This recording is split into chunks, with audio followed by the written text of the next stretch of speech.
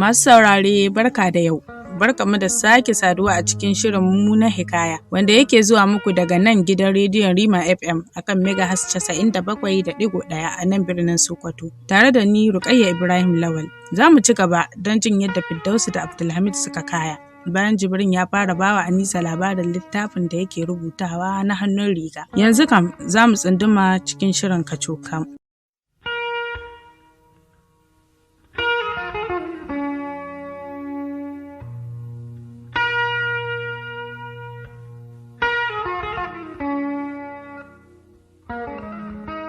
Zan yi mana matashiyar labarin da wurin da kunama ta harbe shi. Wa kunama ta harba kuma ta tambaye ni. Shi jarumin mana na bata amsar da ban bari ta sake magana ba na fara da cewa. Cikin yanayin ƙara da razana matashin saurayi Abdulhamid ya furta wayyo Allah na. Lokaci guda kuma ya zambar ya miƙe tsaye yana dube-duben wurin da ya zauna. A ɓangare guda kuma ya dafe mazauninsa da hannu. Me ya faru? Ya aka yi? Abokanan hirar nashi guda biyu kowa da tambayar da yake yi masa suna kallon shi. Da alamun yanayin yadda ya razana su ma ya razana su. Kunama ce ta harbe ni wallahi. Ya ba su amsa yana susa mazaunin nasa. Yayin da su kuma suka yi haɗin bakin tambayar shi. Kunama kuma? Yi wallahi ya ba su amsa. Kun ganta kuwa da girmanta. Ya sake yin maganar yana mai nuna musu ƙatuwar baƙar kunamar da ta fi lafiyar ƙasa ta ƙami. Lokaci guda kuma ta sake ɗana karanta sama tana jiran ko ta kwana ta mayar da martani. Ganin haka Abdulhamid ya ɗan matsa daga inda take tare da nemo wani tsinke da zai tsire ta da shi.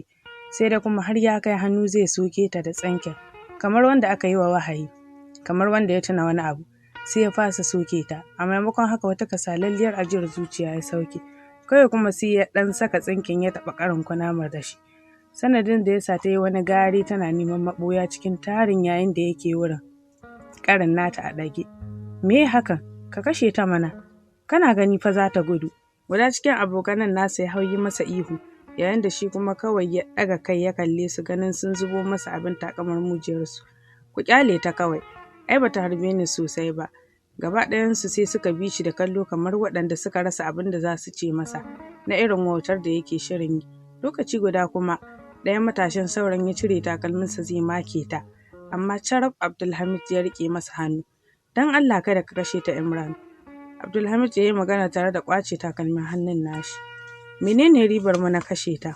Ya sake tambaya na kallon matasan biyu da suke yi masa kallo na ƙololuwar mamaki da rashin fahimta. Kai menene ribar ka na barin ta tafi bayan cutar da kai da ta yi? Shi ma ɗaya sauran ya zaburo da tambayar tare da nufar cikin yayin zai mitsitsike ta da kafarsa. Amma bai kai ga wurinta ba Abdulhamid ya yi zumbur ya sha gabansa. Kada ka kashe ta don Allah Lawan. Abdulhamid ya yi magana yana mararaicewa da muryar shi mai sanyi. Ni ma da kashe ta zan yi, sai na yi wani tunani. Ya yi shiru kamar wanda zai biya musu darasi. Hakanan su ma duk suka zuge iriyar kunnuwansu suna kallon shi don jin rahoton nasa da kyau. Idan har kunamar nan mace ce, yanzu haka na san tana da masoyi, wanda yake son ta kamar yadda nake son Hassana. Yanzu haka idan na kashe ta, shi kenan na raba su da ita har abada, kamar yadda ni ma aka raba ni da Hassana na. Zafin rabuwa da masoyi na musamman ne, na ɗanɗane shi ban ji daɗi ba. Don haka ba na fatan ko maƙiyina a ce ya sake ɗanɗana raɗaɗinsa. Shi yasa ba zan kashe ta ba, kamar yadda ba zan bari kuma ku kashe ta ba. Ina so yadda ta baro gida lafiya ta koma ta tare da masoyinta lafiya. Ba wai magana da yake yi ba ce kawai ta bawa abokanan nasa mamaki, sai dai yanayin yadda yake maganar ne da kuma hawayen da yake zuba a idanuwansa, yasa duk jikinsu ya yi sanyi. Ba don komai ba, sai don sanin irin walagigi da guguwar soyayya ta yi da matasan guda biyu. Da kowa ya kwana da sanin labarin soyayyarsa a cikin unguwar. Dan ƙari, lallai wannan yana cikin jinya irin ta makauniyar soyayya. Anisa ta yi magana tana murmushi gami da kallona. Shi ko wannan me yayi zafi haka? Me ya faru da shi dan Allah? Ta ƙare da tambaya cike da yanayi na ta'ajibi. Bayan mayar mata da martanin murmushi, ni ma na ci gaba da cewa, idan kika ji tarihin soyayyar Abdulhamid, dole ki tausaya masa. Amma kuma zan so ya zama ba iya labarin soyayyar kika kalla ba. Zan so ki nazarci wasu muhimman darasi da suke da baibaye da labarin soyayyar tasa, waɗanda nake so su zama izina ga duk saurayin da labarin ya riske shi. Shi ma ya guji hali irin na Abdulhamid. Na ci gaba da cewa, Abdulhamid buzuzu da yawan yara da sunan da suke kiran shi kenan. Ba don komai ba, sai don yadda ya bar gashi a kansa duguza-duguza. Da yake dama shi mutum ne mai yalwar gashi, kuma ya zama ya ɗauki lokaci mai tsawo bai yi aski ba. kusan akalla shekara guda ko wani abu mai kama da haka ba a rage ko silin gashi akan nasa ba. Ba ma wannan bace babbar matsalar ita ce tsawon wannan lokacin gashin na Abdulhamid bai taɓa ganin ruwa ba sai dai ko ruwan gumi da dauɗa. Don haka ne sai kan yayi wata irin cukurkuɗewa bugu da ƙari, tunda yana da yalwar gashi sai gemu da gashin baki da kuma uwar ƙasin ba suka taru suka mayar da shi buzuzun da yara suke cewa, sai ya zama kamar sarkin mahaukatan duniya. Abdulhamid tun da ya rasa abar ƙaunarsa Hassana bai ƙara yin murmushi ba balle dariya. A farkon rasa ta kuwa Abdulhamid kwanaki ya ɗiba yana kuka sai da idanuwansa suka yi kamar za su tsiyaye. Ko da yake don dai ma ya samu agaji daga wani sabon aboki da ya yi wanda shi ma yake da shigen damuwa irin tasa ne. Za a iya cewa da tuni gani da idanuwansa ya zamar masa abin da za a rika faɗa wa 'yan baya a matsayin tarihi. Na san za ku fara tambayar kanku wani irin taimako abokin nasa ya yi masa ko? To idan kun yi wa kanku irin wannan tambayar ku saurare ni ku ji amsar ku. Irin taimakon nan ne dai da mutum zai taho faɗowa daga bishiya sai a juyar masa da reshen da yake kai ya zarce cikin rijiya, domin kuwa a maimakon ya bar shi ya dinga kwana da wuni cikin kuka sai ya musanya masa abin yake kwana da wuni cikin maye. Kafin faɗawar Abdulhamid cikin wannan hali ma'aikacin gwamnati ne wanda yake karɓar albashi duk ƙarshen wata. Amma tun daga lokacin da ya faɗa duniyar kwancin rayuwa ya zama da cewa gaba ɗaya kuɗin albashinsa yana ƙarar da shi ne a sirop da su tabar wiwi da sigari. Saboda idan Abdulhamid ya karɓi albashinsa manyan kwalayen maganin maye yake sayowa kai kaci wanda zai buɗe kemis. Ganin haka ne kuma 'yan uwansa suka shiga suka fita suka sa aka dakatar da shigar albashinsa da tunanin ko zai gyara, tun da dama tuni ya daina zuwa wurin aikin nasa. Shin me ya haifar da duk wannan? Na san baƙuwar tambayar da za ta kawo ziyara zukatanku kenan. Don haka ku kallo mini Abdulhamid a farkon haɗuwarsu da Hassana don samun amsar ku. Da yammaci ne bayan Abdulhamid ya dawo daga wurin aikinsa na gwamnati ya koma gida ya ɗan huta, sai ya wuce zuwa shagonsa inda yake aikin gyaran na'ura mai kwakwalwa wato kwamfuta da kuma saisaita ta da saka mata abubuwa. Sana'ar Abdulhamid ta biyu kenan, wanda kuma ya iya aikinsa yadda ya kamata. Shi ya sa ma yake samun kwastomomi sosai. Yana zaune yana aikin wata na'ura yana ɗan yin waƙa ya ji wani irin mayataccen ƙamshi mai ɗan karen daɗi ya ƙura zaurakan hancinsa. Da farko sai ji kamar gizo hancin nasa yake yi masa, shi ya sa sai da ya sake buɗe salansa biyu ta hancin nasa ya ƙara zuƙar da daɗar iskar da take gauraye da sanyayyen ƙamshi. Sai a lokacin ya tabbatar da gaske ƙamshin da yake ji. Kafin a hanzarci kuma sai ya ɗaga kansa don ganin baƙon da ya yi a shagon wanda ya tabbatar shi yake yin irin wannan ƙamshin. To a nan ne ya tozali da wata falleliyar budurwa jajazir da ita kamar tsada. Ba iya launin budurwa ba ne abin burgewa ga Abdulhamid, kusan komai ma na jikinta rantsatse ne cikin tsarin ƙira ta musamman. Wataƙila shi ya sa bai damu da abin kunya na kafe ta da idon da ya yi ba. Haka ya saki baki da hancinsa yana kallon ta har ta ƙarasa kusa da shi. Ta yi gyaran murya da ya sa ya yi firgigit. Bata damu da kallon ƙurillan da yake yi mata ba, idanuwan ta sakaye cikin baƙin gilashi ta busa masa lafazinta mai kama da sarewa. Don Allah kai ne Abdulhamid? Ta ƙare tana mai yi masa kallon zaki na irin ganin yadda ta yi matuƙar tafiya da imaninsa. Sai da ya yi ta maza ya murɗe tashar bibitar da ya shiga, ya kamo sabuwar tashar nutsuwa da ƙoƙarin saita kansa sannan ya ce, ni ne Abdulhamid. Matashiyar budurwar ta cire baƙin gilashin da ya saka ya gwara-gwaran idanuwanta. Sai a lokacin Abdulhamid ya sake gana ainihin haɗuwarta.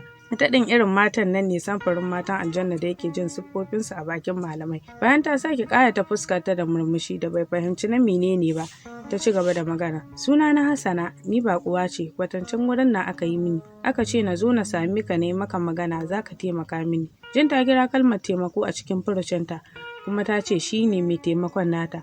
Tuni ya ji kansa ya fara kumbura kamar ana buga balan-balan iska, kamar wani sabon sarki. Sai kawai ya ji har ya fara ƙafafa. Can cikin zuciyarsa kuwa tuni ya fara tunanin ta yadda zai yi ci da ceto, wato dai ya yi amfani da taimakon da ta ce zai yi mata a matsayin fatsar da zai kama kifin soyayyarta ba tare da ta ankara ba. Me ya faru ne Gimbiya? Wani irin taimako zan yi miki haka ni Abdulhamid? Tuni ya fara washe mata baki yana wani maƙe murya shi ma a lallai babban yaro. Wallahi kwamfuta ta ce ta samu matsala, ina tunanin virus ne yake shirin kama ta, ko kuma ma ya kama ta ɗan oho. Don haka kurum sai na rika neman abubuwa a cikinta ina rasawa.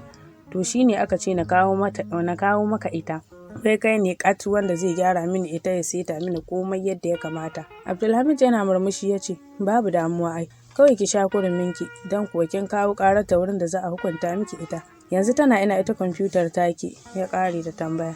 Sai da ta sake mayar da gilashin da ta cire zuwa idonta sannan ta nuna masa wata zankaɗeɗiyar mota a waje wacce bai kula da ita ba ma sai a lokacin. Ta ce masa, ka ganta a cikin motata, dama na ce bari na fara yi maka magana ne idan ka ce za ka yi sai na ɗauko ta. Abdulhamid a dibirbirce ya ce, in ban da abinki me zai hana a yi miki duk abin da kike so, ai kawai da kin shigo da ita ba sai kin wani tambaya ba. Murmushi kawai ta yi masa ta ce, to ɗan zo mana dan Allah. Ba tare da ta jira abin da zai ce ba, kawai ta yi gaba zuwa cikin motar ta abinta. Shi ma jiki yana rawa ya bi bayanta kamar raƙumin da aka riƙe wa akala. Yana gani ta buɗe ƙofar bayan haɗaɗɗiyar motar ta tsuguna ta ɗauko kwamfutar ta miƙa masa. Dan dama tuni ya ƙarasa wurinta sannan ta ce masa, gata, na ga gyaran wata kake yanzu, sannan ni ma dama a yanzu ina da wani uzuri, don haka idan babu damuwa don Allah zan baka lambar wayata, in ya so idan ka gama gyaran sai ka kira ni na dawo na karɓa. Irin farin cikin da wanda ya je kale zai yi idan ya tsinci dami, haka shi ma Abdulhamid a zuciyarsa ba ƙaramin daɗi ya ji ba na yadda zai samu lambar wayar wannan su ƙirƙira halittar a bagas. Don kuwa ya san in dai har ya samu lambarta to ya samu kyakkyawan tsanin da zai jingina a katangar ƙaunarta ya faɗa cikin birnin zuciyarta. Ina wayar ka na sa maka lambata? Ta sake yi masa magana bayan ta mayar da ƙofar motarta ta rufe. Ya fara ƙoƙarin komawa shago ya ɗauko wayar kamar yadda ya sanar da ita cewa ya baro ta a can. Kawai sai ta dakatar da shi. Ta buɗe ƙofar gaban ta shiga ciki ta zauna sosai kamar mai shirin tafiya. Sai ta miƙa hannu zuwa wata ƙaramar duruwa da take kusa da sandar giyar motar. Ta zaro wani kati ta miƙa masa. Idan ka gama ka kira ni. Tana faɗan hakan bata tsaya sauraron me yake cewa ba. Ta rufe ƙofar motar ta silala da ita zuwa kan kwalta kwatankwacin yadda maciji yake silalawa zuwa raminsa. Na yi shiru ina ɗan nazari kafin daga bisani da na ce, ni fa ba ta nan wurin ma ya kamata na buɗe muku labarin nan ba. Na yi magana ina kallon Anisa da ta ƙura mini ido tana sauraro na. Ina gani shi ma Baba Audu ya leƙo ni ta madubin saman motar. Ba tare da na bari wani ya yi magana a cikinsu ba na ci gaba. Saboda idan na fara muku labarin nan ta wannan gaɓar, za ku iya hasaso inda ya dosa. Ni kuma gaskiya yana daga cikin abin da na tsana a ce me in nazarin rubutuna yana iya riga ni kaiwa inda nake so na je. Ta ce to shikenan mu dai muna sauraron ka. Ko ta ina ka fara ma mu ai za mu ji ka. Jan haka na yi murmushi na ce to shikenan. Idan kun iya zarwance zan yi amfani da shi wajen ƙirgen babin lambobi. Kun san doka ce a hukumance tsakanin malami da ɗalibarsa su yi soyayya a makaranta, musamman ma a cikin aji ko a ofishin. Saboda gudun matsalar da ka iya faruwa. Wataƙila dalili kenan da ya sa matashin saurayi Abdulhamid malamin wata makarantar kwana da je kike dawo ta mata ya fusata a lokacin da ya tsinkayi wata magana wacce take nuni da soyayya a bakin wata ɗalibarsa da take alakanta shi da wata ɗalibar da ya fi tsana fiye da kowa a cikin ajin. Gab da zai shiga cikin ajin daga bakin kofar maganar ta faɗo kunnuwansa. Ga Malam Abdulhamid ɗinki nan yau ya zo. Bayan fitar kalaman abubuwa biyu ne suka faru a lokaci ɗaya.